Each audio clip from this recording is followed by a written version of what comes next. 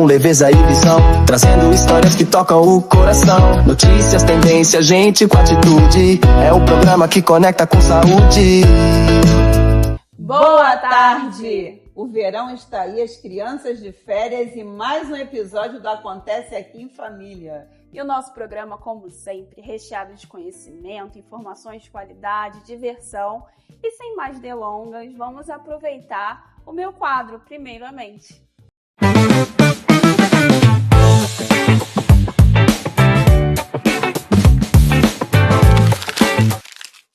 E aí, chega, fica à vontade, senta no sofá que a gente vai ter aquela conversa séria e importante, mas de forma mais descontraída sobre a mente. Primeiramente, é o nosso compromisso de informar você com seriedade sobre saúde mental.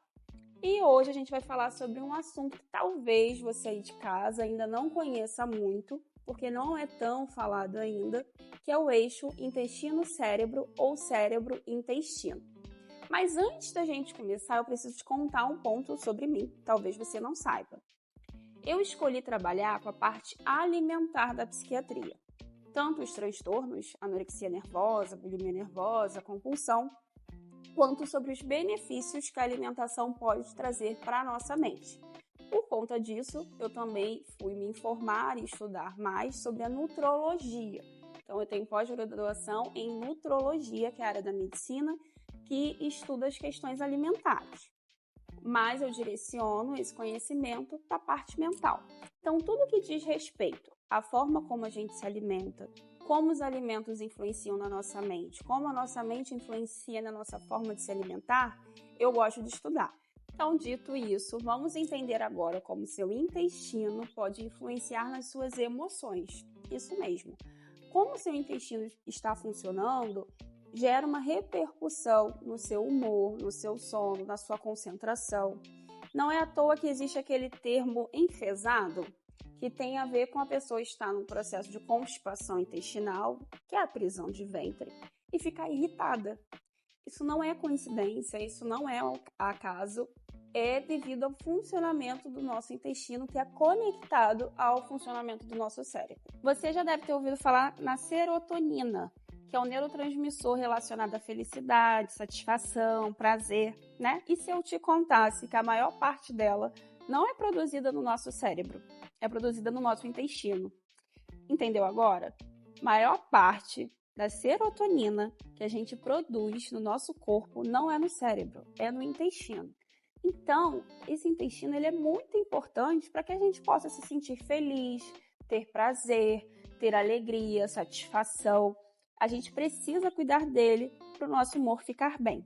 Você talvez já tenha percebido ou tenha ouvido falar de algumas pessoas que quando estão muito ansiosas com alguma coisa, passam a perceber um aumento da frequência que elas vão no banheiro, né? Isso também tem a ver com isso, com esse eixo. O intestino ele vai reagir também às nossas emoções. Da mesma forma que as nossas emoções reagem ao que está acontecendo ali no nosso intestino, o nosso intestino reage ao que está acontecendo ali com a gente. Então, a gente está muito ansiosa, muito preocupada, vai ter uma reunião muito importante, às vezes a gente precisa ir no banheiro com uma frequência um pouquinho maior. Tem a ver com isso também. Isso explica também porque às vezes as pessoas falam, nossa, mas eu estou fazendo terapia e meu humor não melhora, tentei usar medicação, mas mesmo assim não está legal, porque às vezes você ainda não olhou para o seu intestino e ele está precisando de atenção. Isso pode acontecer, tá? E aí, como é que a gente cuida disso? Como é que a gente pode melhorar isso para o nosso humor melhorar? Primeiro ponto, lembrar da nossa campanha da família hidratada, né? Então, beber bastante água ajuda o nosso intestino a funcionar melhor. Por isso que a gente bate tanto na tecla aqui que saúde é saúde, né? Saúde mental e saúde física são saúde, porque te orientar a beber água faz com que seu intestino funcione melhor. E isso faz com que você fique melhor humorado. Entende como as coisas se conectam? Outra coisa é o consumo de fibras. Ah, Mayara, onde eu encontro fibras? Fibras tem nas frutas, tem nas folhas frescas. Você encontra também nos farelos. Farelo de aveia, linhaça, chia. Tudo isso a gente consegue inserir na nossa rotina e de uma forma tranquila, que não altera tanto o sabor dos alimentos e ajuda o nosso intestino a funcionar melhor. Então, por exemplo, De manhã, você pode polvilhar um pouquinho de farelo de aveia no seu iogurte, um exemplo. Então, você aumenta ali o consumo de fibras, isso ajuda o seu intestino a funcionar melhor. Outra dica de ouro é ter sempre em mente descascar mais e desembalar menos. O que isso significa? Os alimentos que nós compramos, eles precisam ser descascados, ou seja, são naturais, eles são bons amigos para o nosso intestino. Aqueles que a gente precisa desembalar, ou seja, que vêm industrializados, eles não são bons para o nosso intestino e para a nossa saúde na maior parte das vezes. Então, aqueles biscoitos recheados, os alimentos congelados, a gente precisa ter atenção aos embutidos, né? Muita gente acha, por exemplo, que peito de peru é um alimento super saudável, e não é. É um alimento rico em conservantes, não ajuda o nosso intestino a funcionar bem. Então, descascar mais e desembalar menos ajuda o nosso intestino a ficar feliz e ao nosso humor melhorar. E a última dica, o nosso intestino gosta de rotina e previsibilidade. Então, quando a gente consegue ter uma frequência no horário de dormir, no horário de acordar, manter o horário das refeições, tudo isso ajuda o nosso corpo a funcionar num ritmo mais tranquilo e mais previsível. E o nosso intestino também responde a isso. Então, são algumas dicas para você pensar sobre como cuidar da saúde do seu intestino pode te ajudar a ter um humor melhor. E agora vamos ao quadro da minha mãe, doutora Jussara Cesário, com o quadro O Poder de uma Fênix.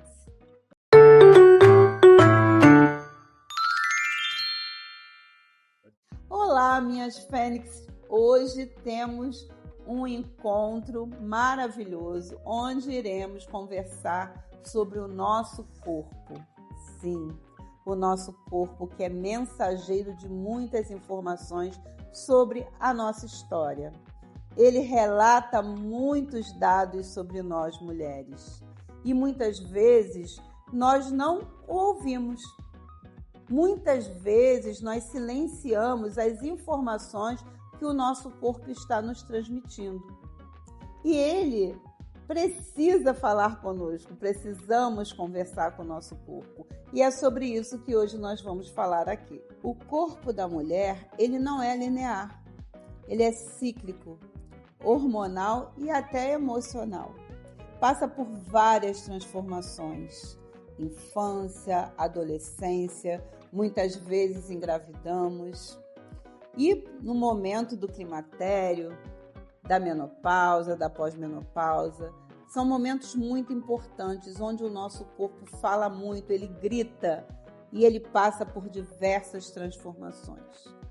E é muito importante que a gente observe tudo que ele está nos dizendo nesses períodos e que também possamos aceitar essas transformações. Muitas de nós ainda ficam muito presas às questões lá atrás do nosso passado, a silhueta do corpo, a disposição, a energia. Isso é transacional. As coisas mudam, as coisas se transformam. E por isso, muitas vezes, esse corpo passa por cinzas e precisamos renascer. Mas esse renascimento vai depender muito de como estamos tendo e permitindo uma conexão com o nosso corpo. O problema não é o corpo mudar. O problema é a mulher achar que precisa continuar sendo sempre a mesma. E muitas vezes as mudanças que acontecem no nosso corpo nos assustam. Como, por exemplo, um ganho de peso muito acentuado ou uma perda de peso muito acentuada, a mudança da energia, do desejo sexual, da qualidade de sono. E esse assustar muitas vezes nos afasta de procurarmos resolver esse problema, porque o nosso corpo está falando conosco. E a partir daí muitas vezes pensamos, não, isso se resolve, eu acredito que ontem eu estava muito cansada, eu acho que eu posso fazer uma dieta por mim mesma, eu acho que eu posso conduzir essa fala do meu corpo de uma forma única, da minha maneira. E muitas vezes estamos enganadas, precisamos de ajuda. E ele está gritando e nós não estamos ouvindo. Muitas vezes essas mudanças nos levam a uma autocobrança. E isso não é o correto. O corpo não é um problema a ser resolvido. Ele é um território a ser cuidado. Ele carrega histórias, gestações, lutos e renascimento. E quando a mulher entende isso, ela para de guerrear contra si mesma. E agora chegou a hora da gente relacionar os nossos pilares, os 5 R's, ao nosso tema de hoje. Resistência. Resistir à pressão estética, ao ideal de perfeição. Resiliência. Aprender a se adaptar às mudanças hormonais e emocionais. Renovação. Atualizar hábitos, rotina, autocuidado. Reinvenção. Construir uma nova relação com o seu corpo. Ressignificação. Trocar a culpa pelo respeito, pela escuta. E depois desse bate-papo com o nosso corpo, vamos a algumas dicas. Dica número 1. Observe o seu ritmo atual. Você não precisa funcionar como antes, você precisa funcionar como agora. Dica número 2. Durma como quem se trata. Dormir não é um luxo, é uma necessidade biológica. Dica número 3. Coma para nutrir e não para punir. A relação com a comida precisa ser gentil. Dica número 4. Movimente-se com respeito. O melhor exercício é aquele que você consegue fazer com prazer. E dica número 5. Observe sinais de alerta, como cansaço exagerado, perda muito grande da energia, sangramentos irregulares e demais mudanças que façam com que você busque ajuda. Não encare isso como normalidade. E a dica número 6, a nossa última dica de hoje: sempre que for possível, procure uma orientação de um profissional, porque você não precisa passar pelas mudanças que o seu corpo propõe sozinha. E agora, antes da gente terminar, eu queria deixar um convite para você. Antes de dormir, vá para o seu quarto num ambiente bem tranquilo, coloque a mão sobre o seu peito e nesse momento pergunte ao seu corpo: o que você precisa de mim agora? Essa pergunta muda tudo e inicia um diálogo entre você e seu corpo. Lembre-se que cuidar do corpo não é vaidade, é maturidade, é amor próprio. Quando a mulher escuta o corpo, ela para de se abandonar. E quando a mulher para de se abandonar, ela renasce, ela se torna uma fênix. E aqui terminamos mais um quadro, O Poder de uma Fênix. Semana que vem, te aguardo. E agora é um dos quadros que eu mais gosto aqui no programa, que é o quadro onde a gente fica sabendo das curiosidades, das dificuldades, das histórias dos locais, como tudo aconteceu.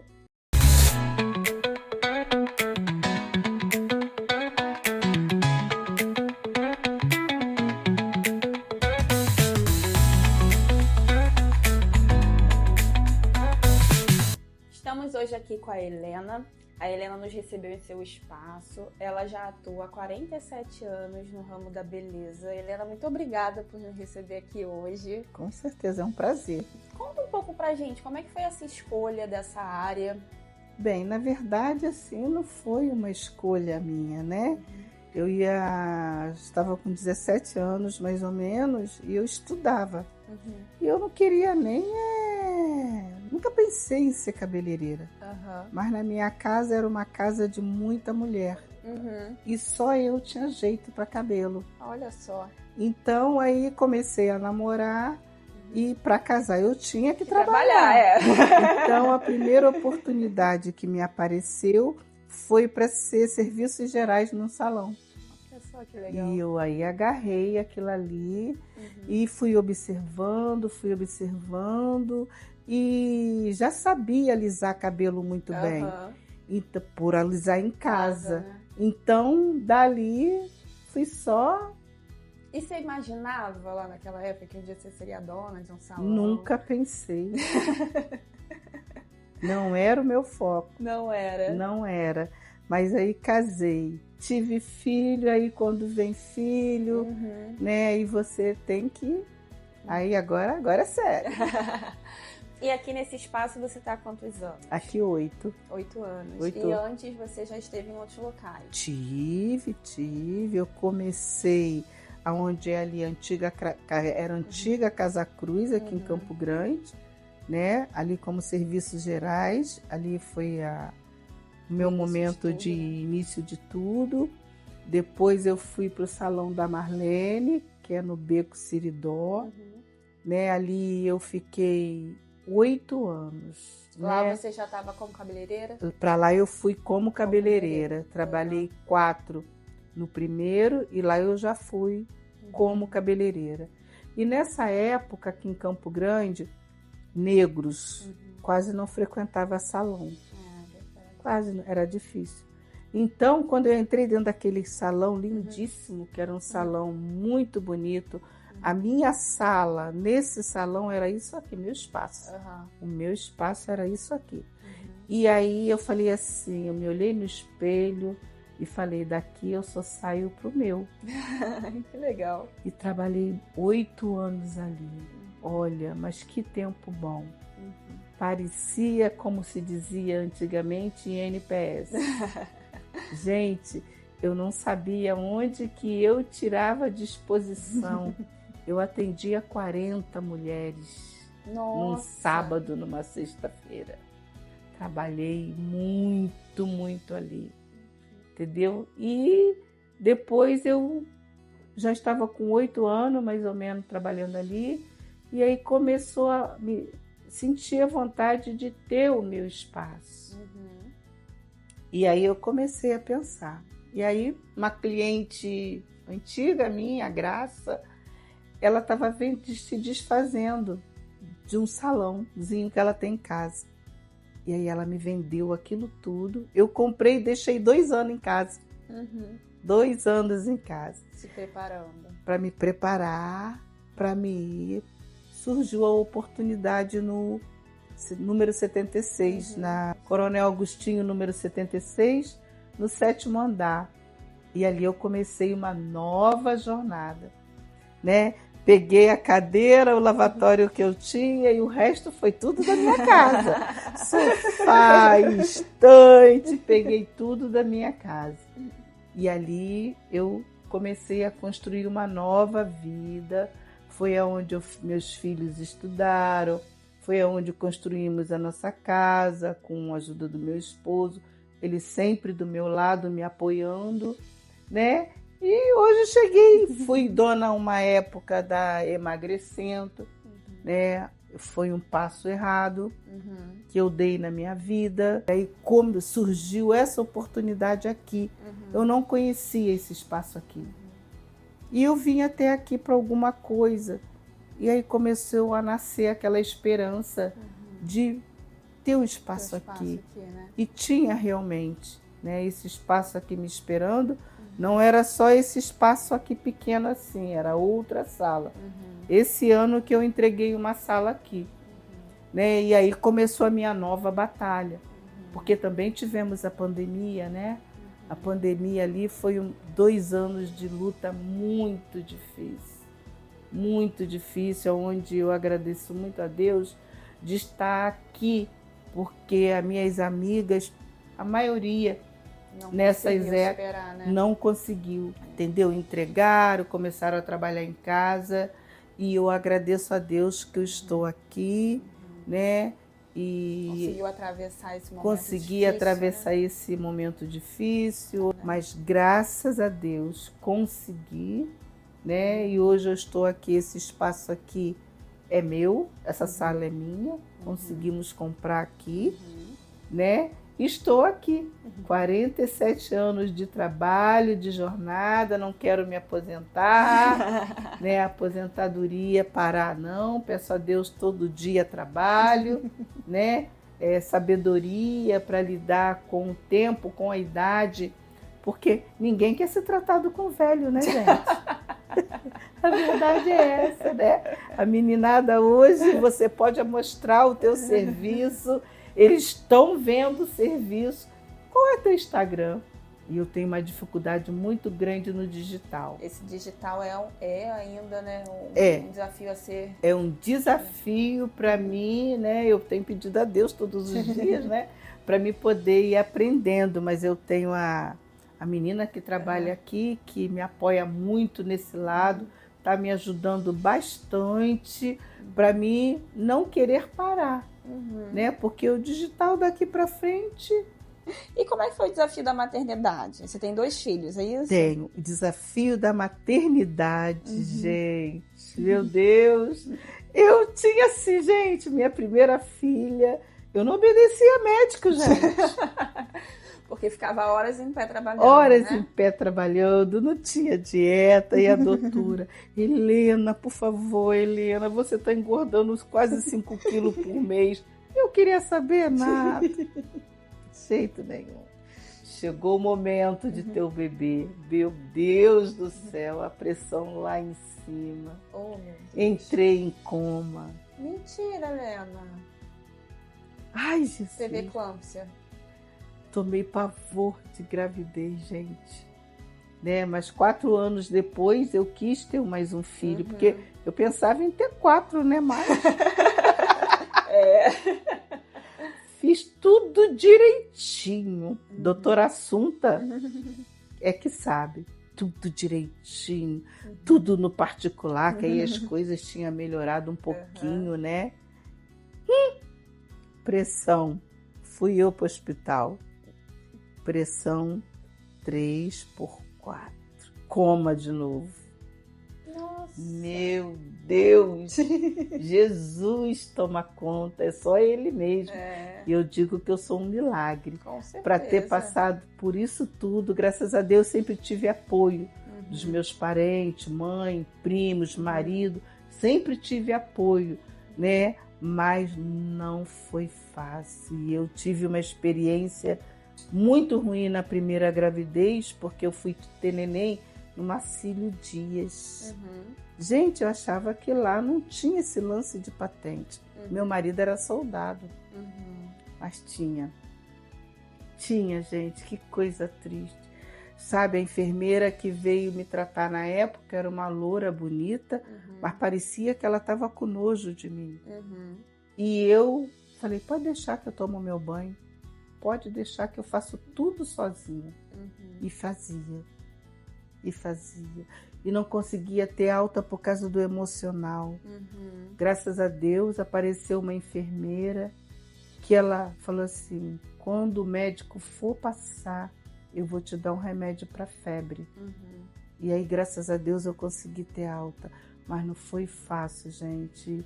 E o racismo realmente é uma parte muito difícil, que ainda tem muita coisa para a gente vencer. Com certeza. Nós estamos caminhando, né? Porque acha que não existe racismo. Existe sim. Com certeza. Principalmente para o negro. Existe sim.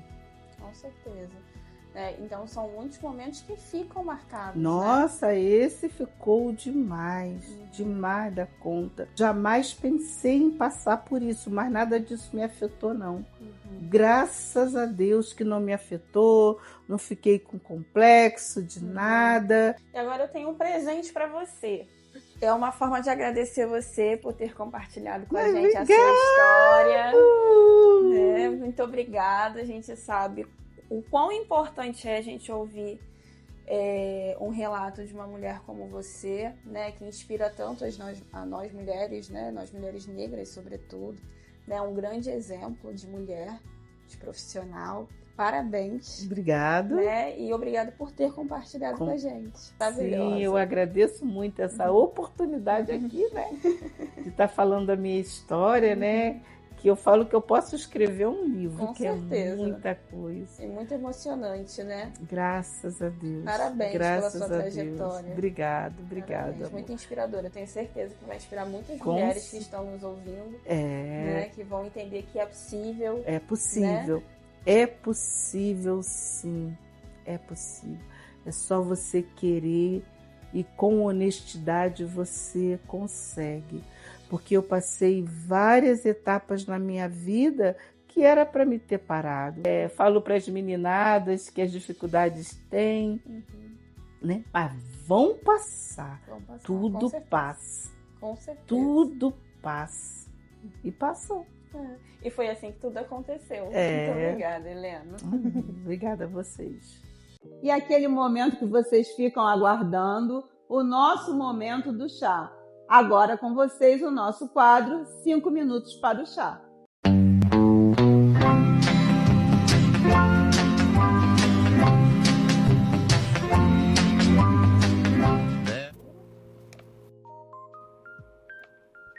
Um chazinho gelado para a gente combater esse calor. Mas antes da gente começar a falar sobre o nosso bate-papo de hoje, eu queria conversar um pouquinho com o pessoal lá de casa. Eu queria saber se vocês se lembram do nosso combinado da semana passada, que nós lançamos aqui a campanha do Projeto Verão Saudável e o desafio Família Hidratada, né, mãe? Porque nós estamos seguindo. Nós estamos seguindo e eu quero saber se vocês estão cumprindo com o nosso combinado. Então, se você ainda não separou sua água para assistir o programa com a gente, vai lá buscar, que dá tempo para a gente bater esse papo aqui com você hidratado. Ou, de repente, como estamos nos 5 minutinhos para um chazinho. chazinho. Sabe o que eu fiquei pensando? Que no dia a dia tão corrido, nós estamos muito acelerados. O mundo está correndo muito. Verdade. Estamos todos ligados no 220. Em alguns momentos, nós precisamos diminuir um pouco o ritmo, pausar um pouco, ter um entrosamento maior familiar. O que você acha? Pausar juntos é bem interessante, né? E o que a gente percebe é que às vezes as famílias têm se distanciado um pouco. E eu acho que a gente podia chamar as pessoas, convocar as pessoas para fazer uma pausa em família. O que você acha? Nossa, eu acho isso muito importante, muito acolhedor e muito renovador. Com certeza. Lembrando que família é um conceito amplo, né? Que a família mudou e que a gente precisa respeitar isso. A nossa família, por exemplo, como vocês já sabem, a minha mãe foi mãe solo. E mesmo assim, somos uma família. Sim, eu, você, seu irmão, sua avó. Exatamente. Somos uma família com todos os outros afetos que nós construímos, né? Ao longo da nossa história. Porque família não é só vínculo sanguíneo. Exatamente. A família, ela fala muito mais da questão afetiva. A família pode ser a família que a gente escolhe.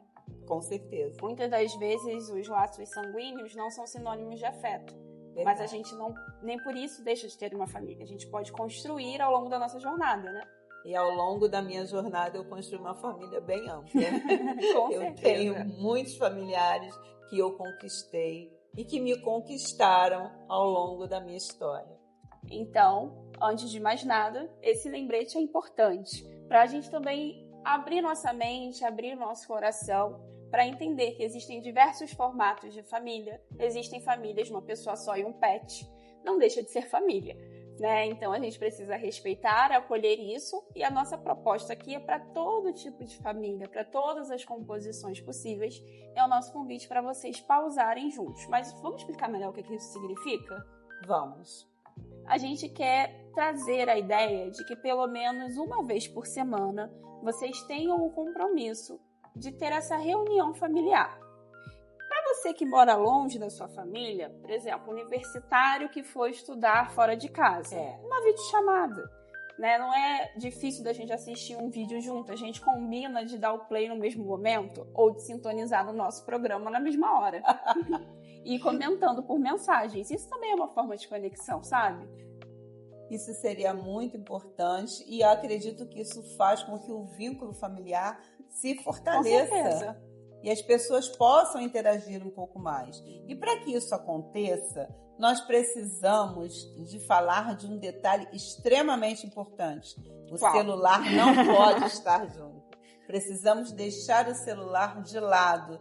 De repente, criar uma caixa, todo mundo colocar o celular ali, quem estiver presente, né? Sim. E quem não estiver, fazer usar o celular para essa comunicação. Porque é o que a gente sempre fala, né?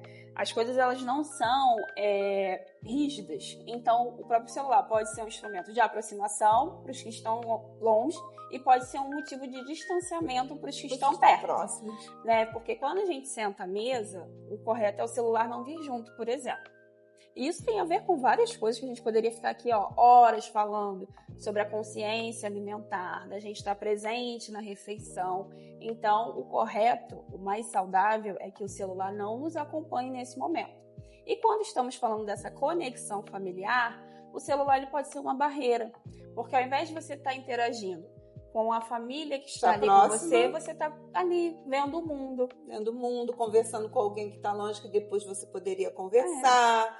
Enfim, é importante que exista esse vínculo, que exista essa conexão. Então, sempre que possível, naquele momento, o celular fica um pouquinho de lado e as pessoas vão interagir mais. Apreciar o prato que estiverem comendo, o chazinho que estiverem tomando, assistir o nosso programa, entender um pouco do que a gente está falando e discutir, mandar mensagem depois pra gente. Eu acho isso tudo muito importante.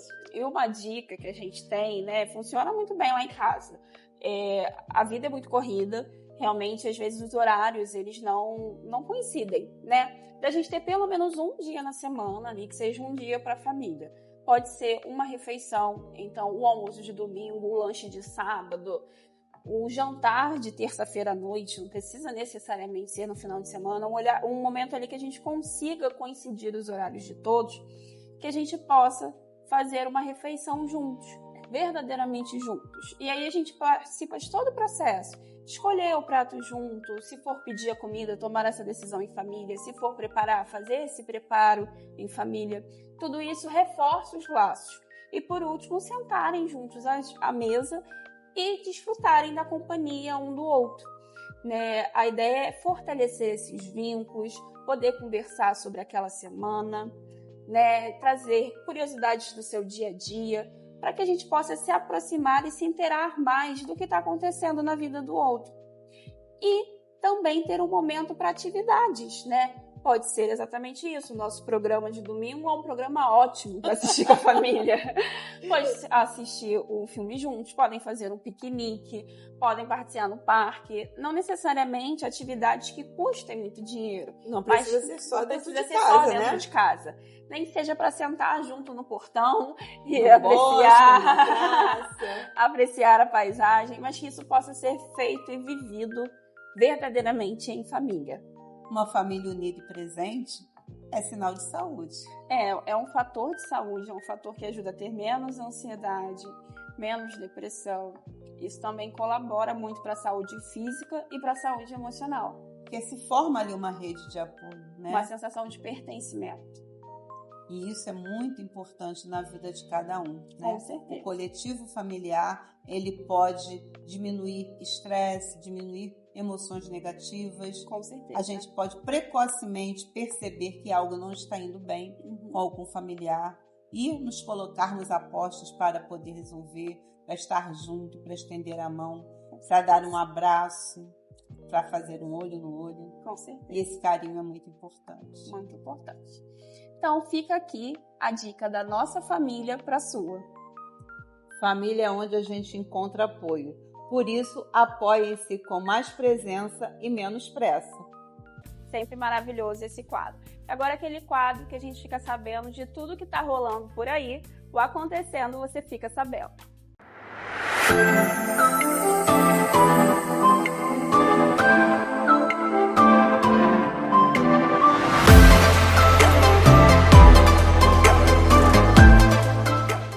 E no Acontecendo Você Fica Sabendo de hoje, nós vamos conversar sobre uma prática de atividade física que está bombando, mas não é recente não. De 2019 para 2024, a procura pelo Pilates aumentou em quase 300%. E com isso, a atividade superou a musculação, sendo a segunda atividade física mais praticada no Brasil, atrás apenas da corrida e da caminhada. E hoje nós vamos trazer para vocês um pouco do que é o Pilates, de como funciona uma aula, dos benefícios para a sua saúde, e eu tenho certeza que você vai adorar acompanhar isso tudo. Vamos lá?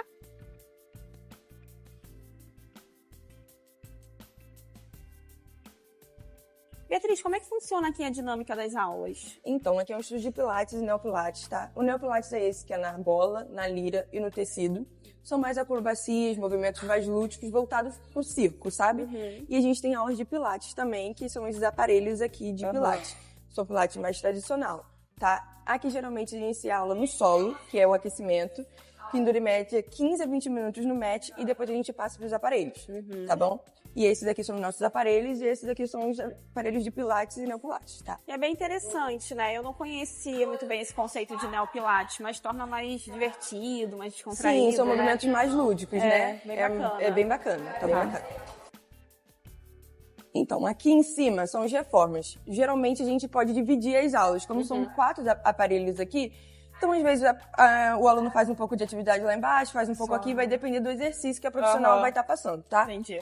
Aqui as aulas são em grupo, cada profissional é responsável por até 4 alunos e a gente também tem aula particular, tá bom? A gente também tem um atendimento de fisioterapia, então a gente tem um consultório aqui para atender geralmente demandas, Isso. Se alguém tiver alguma limitação, aí vocês organizam isso também pra pessoa. Isso. Todas as profissionais aqui do estúdio são fisioterapeutas. São fisioterapeutas, legal. Isso. Estamos aqui com a Pamela Figueiredo, gestora do Fisiopan, que é um espaço onde as pessoas praticam Pilates. Pamela, como o Pilates surgiu na sua vida?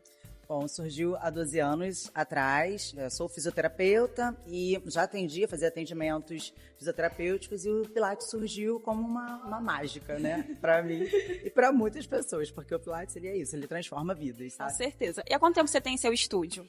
12 anos. Eu fiz desde a formação. o início?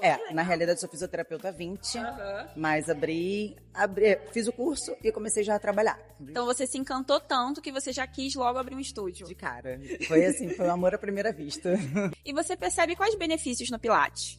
Bom, o Pilates ele torna o corpo muito forte, um corpo móvel, um corpo saudável, um corpo preparado, sabe? Ele fortalece, apesar de todas as impressões e mitos que as pessoas têm em torno do Pilates, ao contrário do que muitos pensam, ele não só alonga, ou não só mobiliza, ele fortalece muito. Inclusive, eu tenho muitos alunos aqui que ganharam massa muscular somente com Pilates. Alguns têm a musculação junto, trabalhando junto, que também é muito bom, mas o Pilates, por si só, ele fortalece muito. Existe ganho de massa muscular real com o Pilates. E emagrecimento? Tem muito esse mito de que o Pilates não serve para quem quer emagrecer. O que você acha disso? Eu acho que ele emagrece sim, porque o emagrecimento é um trabalho em conjunto, né? O trabalho alimentar, controle alimentar junto com a atividade, independente de qual você faz. Você precisa se alimentar adequadamente, nutrir seu corpo de forma certa, né? Com certeza.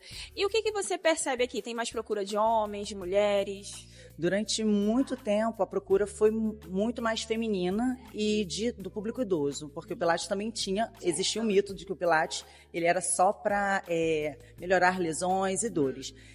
De um período para cá, houve um aumento da procura do público jovem e do público masculino. Tá? Geralmente o público masculino também vinha muito por indicação médica. Hoje não, hoje eles já procuram para ter uma atividade física mesmo. Isso é bem bacana, sabe? Isso é bem legal, né? E você acha que o público jovem tem se atraído mais pelo Pilates por qual motivo? Eu acho que a geração mais jovem, ela está em busca realmente de um corpo saudável, de saúde, diferentemente de um tempo atrás, né? O público jovem hoje está procurando uma vida mais saudável, saindo mais das bebidas, das noitadas e vindo mais para as atividades diurnas, para as atividades físicas mesmo. E acaba que o ponto de encontro desse público está sendo no Pilates. Então a gente trabalha também com aulões, justamente para a gente fazer uma comunidade que esteja em busca de atividade física para poder trazer saúde para o corpo, para a mente, né? Legal. E para a pessoa começar a fazer Pilates, ela precisa já ter feito alguma atividade antes? Pode ser a primeira atividade da pessoa? Não precisa ter feito nada. Pilates é para todo mundo, de verdade. É para todo mundo. É para o jovem. Existe Pilates também para o público infantil, Pilates Kids, para o idoso, para todo mundo, para homem, para mulher, enfim, para todo mundo. Quer dizer, ele é bem democrático. E o Neopilates, como é que funciona? É algo muito recente? Há quanto tempo vocês trabalham com ele aqui no estúdio? Não, o Neopilates ele existe há 15 anos, mais ou menos, em torno disso. No estúdio, eu trabalho com o Neo tem uns 8 anos. Eu já ministrei os cursos de Neopilates aqui no Rio de Janeiro, por 4 anos, inclusive. Então, assim, eu adoro a atividade. Ela mistura treino funcional, atividades circenses e alguns princípios do Pilates. Então, ele também é para todas as idades, tá? Eu tenho uma aluna, inclusive, de 72 anos, que pratica desde que eu comecei a trabalhar com o Neopilates. E é possível. Existe nível básico, intermediário, avançado, como toda modalidade, mas a gente atende a todo esse público. E ele é desafiador, né? As pessoas têm um público, geralmente o público jovem gosta de desafios, de dinâmica e de fotos com o Instagram. É bem instagramável. Bem instagramável, exatamente. E o que você deixa de dica para quem está nos assistindo, que possa estar pensando, será que é para mim? Será que não é? Experimente, se permita, porque existem muitos mitos. Um mito de que é só alongamento, um mito de que é só para o idoso, um mito de que não fortalece. Vocês vão se surpreender positivamente. Experimente, faça uma aula experimental perto da sua casa, em algum estúdio por aí, porque vocês vão gostar. O Pilates é para todo mundo. Aproveite esse boom e vai. Muito obrigada, Vânia. Obrigada a você, tá? Obrigada. Estamos aqui com o senhor Germano, que é um aluno de Pilates. Como o Pilates entrou na sua vida? Por que o senhor escolheu praticar? Bom, eu já fazia em outras academias, mas não me identifiquei. Eu tive duas outras oportunidades. E acabei descobrindo essa que é, para mim, a ideal. E quando o senhor foi fazer, foi por alguma indicação médica? Foi espontâneo? Não, é exercício mesmo, sem indicação médica, mas era para fazer exercício. Eu precisava fazer, qualquer médico diz que a partir de uma certa idade você tem que fazer exercício, qualquer que seja. E o senhor está há quanto tempo fazendo Pilates? Aqui, 1 ano e meio. E no total? Bom, nos outros lugares eu fiz 1 ano num, Foi 1 ano no salpicado. outro, não me atendeu. E o que o senhor já percebeu de benefício na sua vida com a prática de Pilates? Bom, eu acho que qualquer pessoa que faz qualquer exercício com frequência vai sentir um benefício ao longo do tempo. Com a minha idade, eu sinto isso, assim, é flagrante a mudança, né? E o senhor tem alguma dica para quem está pensando em começar a fazer o Pilates ou não? A dica é, comece. Tem que começar, preferencialmente, aqui na academia. Isso, com certeza, né? Eu dou a dica, mas é uma dica, assim, direta, tem que ser. Tá bom, muito obrigada. Tá bom, obrigado para vocês também. Estamos aqui com a Tereza. Tereza, praticante de Pilates. Tereza, há quanto tempo você está fazendo Pilates? 1 ano e meio. E o que você já percebeu de diferente na sua vida depois que você começou a praticar? O Pilates, além do ambiente maravilhoso, eu acho que traz a gente para trocar, né? A academia maravilhosa. E eu estou sentindo assim que a minha mobilidade aumentou, que essa é a minha objetivo hoje, né? Com 65 anos a gente tem que ter mobilidade e eu acho que o Pilates trouxe essa mobilidade. Até eu comentei hoje que eu estive no médico que me acompanha e ele falou, o que você está fazendo? Aí eu falei, por quê? Ele falou, nossa, sua massa magra aumentou muito. Eu falei assim, eu estou fazendo Pilates. E detalhe, eu não estou fazendo musculação, porque eu estou com um problema na cervical. Então o Pilates está sendo, nesse momento, o exercício exclusivo. E você faz quantas vezes por semana? 2 vezes por semana, mas eu faço com um personal. E o que você acha que te engajou mais no Pilates? Eu acho que o Pilates, ele, além de te trazer esse conforto da convivência, o ambiente é maravilhoso. E eu acho que o Pilates, ele traz, assim, uma liberdade corporal. O Pilates, ele traz para você a consciência corporal. Porque a gente trabalha o tempo todo o peso do nosso corpo. Então, assim, melhorou dormir, melhorou caminhar, melhorou abaixar, né? Que você se policia mais com consciência do seu corpo. Muito obrigada. Obrigada.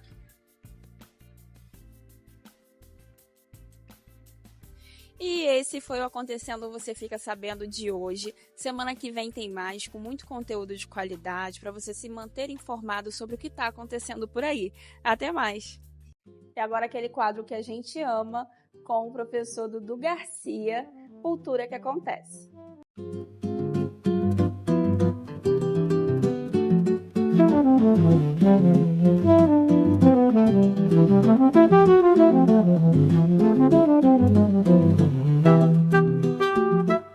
Olá, hoje, Cultura que Acontece vai falar de uma data muito especial no calendário brasileiro. O dia que é comemorado, o Dia de Reis. Você sabia disso? O Dia de Reis é o dia em que os 3 reis magos, seguindo a estrela guia, chegam até a manjedoura do menino Jesus, trazendo os presentes: ouro, mirra, perfume. Às vezes, em outros lugares, em outras histórias, dizem que é prata ou outro perfume, como incenso, e por aí vai. Aí, qual história você sabe? Qual presente que você ficou sabendo que os 3 reis magos levaram para o menino Jesus? Mas além do catolicismo e dessa história permear a cultura brasileira, a cultura cristã do catolicismo, ela também se entrelaça com a cultura popular brasileira. É uma data que ela é um patrimônio imaterial brasileiro, porque muitas manifestações populares acontecem nesse dia, acontecem nesse período. É um fechamento desse ciclo natalino também. E a cultura popular vai ter isso muito forte. Às vezes também as crenças familiares, os rituais familiares, como é nessa data que muitas famílias procuram guardar os enfeites natalinos, fechar suas árvores de Natal e recolhendo as bolinhas como um ritual de despedida desse momento natalino para o próximo ano. Você sabia disso? Você faz isso nessa data? Ou não? Nem sabia. Que tal também começar? Sem falar sobre isso, mas trazendo agora a cultura popular brasileira, a gente vai falar que nesse momento vamos ter muitas folias de reis no Brasil. É uma cultura que vai passando de geração para geração. Muitos deles aprendem com os pais, que aprenderam com os avós. Você já ouviu falar sobre a folia de reis? A gente sabe que ela tem nesse Brasilzão, tem no Rio de Janeiro, tem em Minas, tem em Tocantins, e que essa folia elas se organizam. Tem a parte da música, tem a parte dos versos, tem a parte dos movimentos e das rimas que ficam pelo palhaço da folia. Você já ouviu falar sobre o palhaço da folia? É um personagem que acontece dentro da folia e muitas pessoas têm medo dele, mas ele vai trazer um deslocamento realmente de emoções. Já ouvi história falar que o palhaço da folia era um soldado de Herodes que foi atrás do menino Jesus quando ele pediu para matar o menino Jesus. Só que não encontrando essa criança, esses soldados não poderiam voltar para Roma.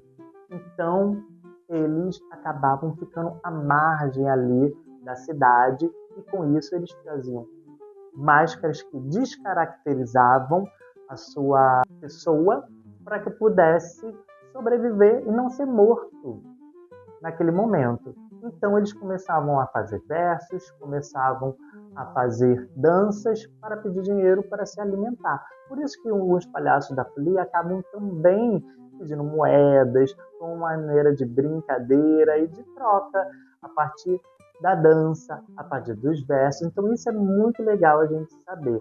As máscaras nem sempre são máscaras tão agradáveis assim, fazem com que a gente se sinta confortável em ver. Desloca a gente, às vezes dá um medo, as crianças saem correndo, uma gritalhada que você só vendo. Você já participou de alguma folia? Você já viu? Deixa que fala com a gente sobre isso. Então a folia também ela tem uma importância geracional para a nossa cultura, mas é uma maneira de organização daquele momento também. E elas se preparam, às vezes, um período desde o Natal até o dia 6 de janeiro, quando elas saem e fecham esse ciclo. E isso também é importante a gente saber que tem outras manifestações, como o próprio pastoril também, que sai nesse momento em vários lugares do Brasil, que vão contar essa história, um alto natalino, sobre o nascimento de Jesus. E isso é muito legal, porque sai desse lugar religioso e vai para um lugar mais profano da cultura popular, da brincadeira, do teatro popular. Então, isso acaba acrescentando muito para a nossa cultura popular brasileira. Também o que é muito legal é saber que vai passando de geração em geração. Você vai ter as músicas, os toques, as rimas, os versos dentro da folia, muito específico. E no pastoril você vai ter a disputa de cores entre o carnado, entre o cordão azul, que vai ter dança, vai ter piada, vai ter alegria. Então você já conhecia uma dessas manifestações? Você já ouviu falar? Fica um pouco com as imagens disso tudo. Muito obrigado e nos vemos no próximo encontro.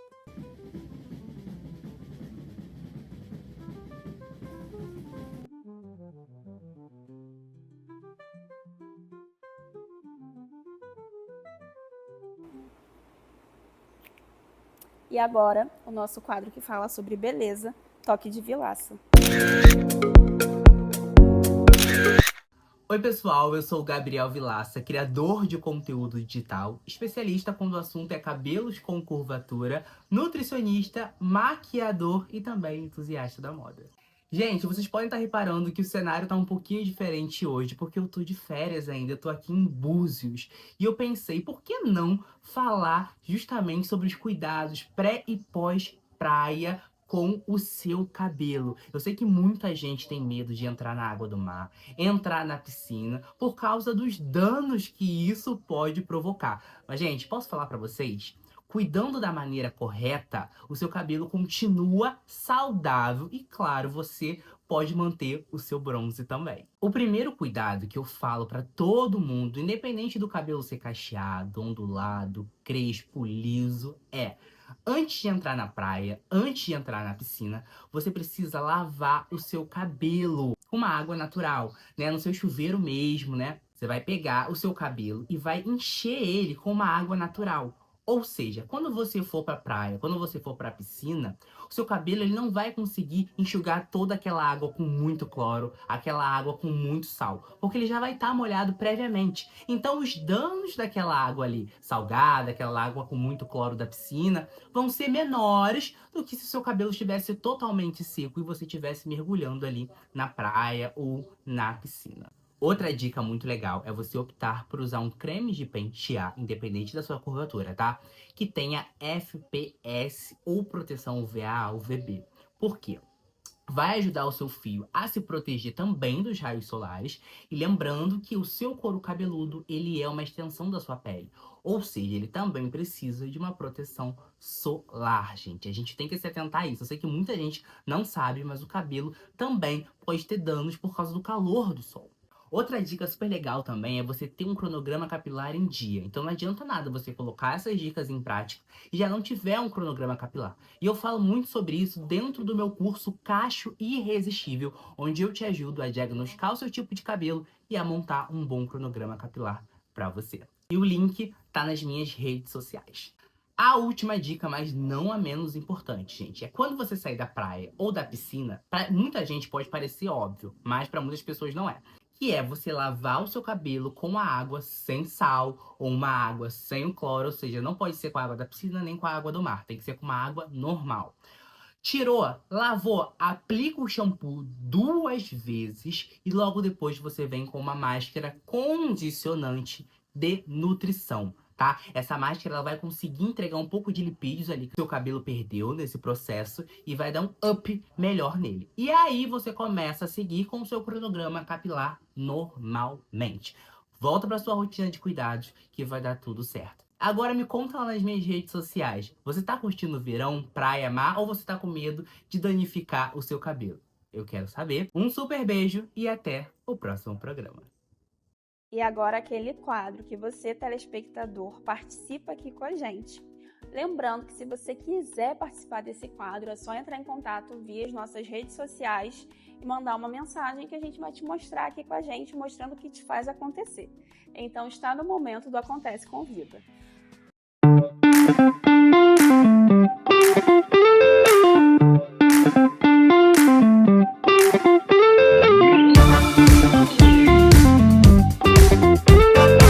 Olá pessoal, meu nome é Milena Nonato, também sou conhecida como Mi Nonato nas redes sociais. Gravo conteúdo tanto para o TikTok como também para o Instagram, conteúdos de moda, beleza, maquiagem, tudo no nosso nicho de mundo feminino que vocês adoram. Nosso cabelo cacheado e ondulado, quando eu falo de cabelo, quando eu falo de moda também, sobre a gente reutilizar as peças que a gente já tem, sobre garimpo e brechó, sobre recriar looks com assim, cada vez mais fashions possíveis. Tenho certeza que vocês vão adorar. E no programa Acontece Aqui tá sendo incrível. Espero que vocês estejam acompanhando cada quadro e adorando. E fiquem com o próximo quadro. E agora vamos desvendar mais um mito no nosso quadro Eu Não Sabia Que Eu Não Sabia.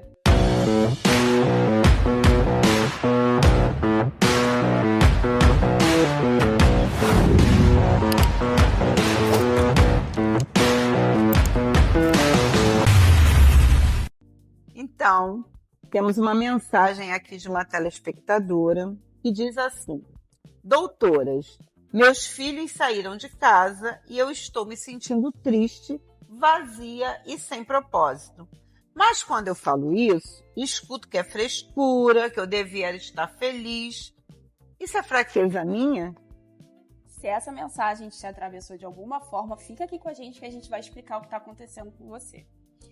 Então essa mensagem traz a voz de muitas mulheres que estão passando por isso nesse momento ou que já passaram.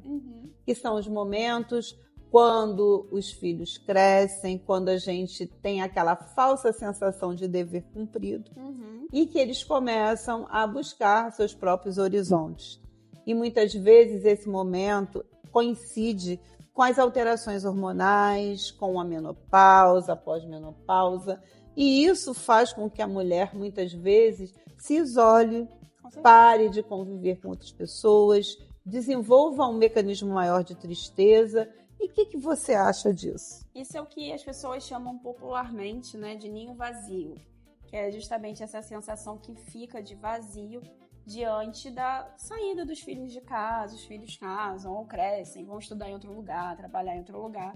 E aquela mulher que se viu constantemente naquela função do cuidado da casa, do cuidado das crianças, do preparo dos alimentos, se vê um pouco sem função.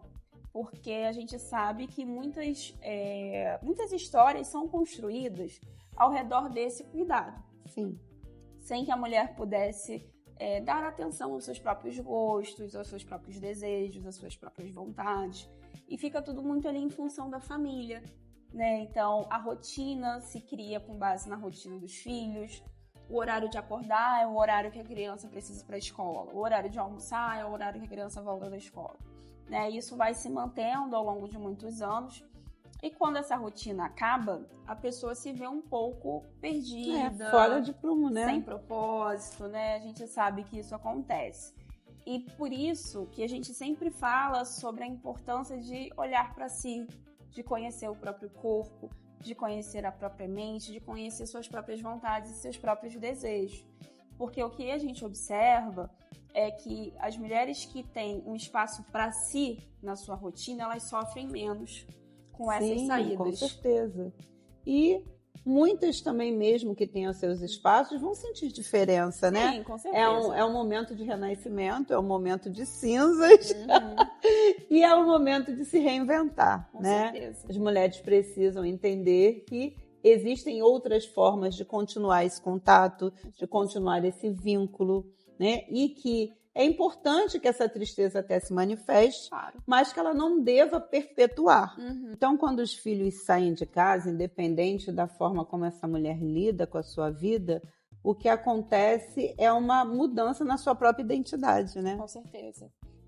A pessoa se vê naquela função e por um momento fica tudo muito confuso, né? Como eu vou continuar a exercer meu maternar? Porque a mulher está acostumada a maternar de uma forma, de uma maneira, ali no cotidiano, e de repente é convocada a pensar de outra forma. Mas existem diversas formas de manter esse contato e de seguir maternando, né, à distância.